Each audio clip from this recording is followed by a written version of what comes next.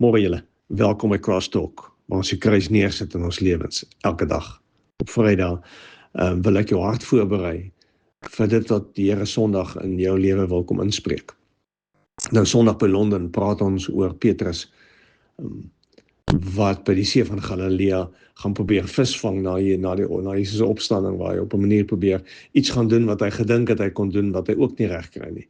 En dan is Jesus daar, en dan challenge Jesus hom met iets interessants. Jesus vra van Petrus, het jy my lief?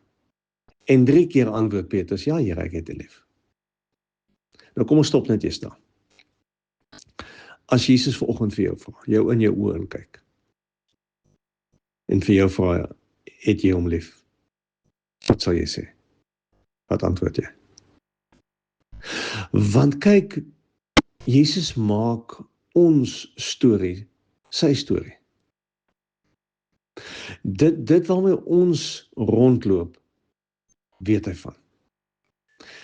Petrus het hom verloon, Petrus het weggeloop, Petrus was bang, Petrus het nie guts gehad om op te staan en te sê, ek glo vir Jesus nie. Petrus loop met al hierdie bagasie rond.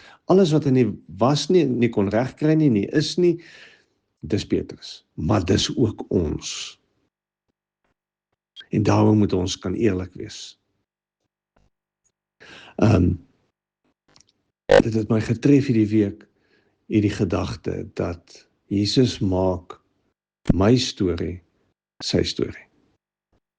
Hy weet. Kyk in ons harte in. Hy verstaan. En die vraag is ook vir ons, is jy lief vir hom? Die implikasie daarvan lyk groter en baie meer as ons ooit gedink het, dit gaan wees.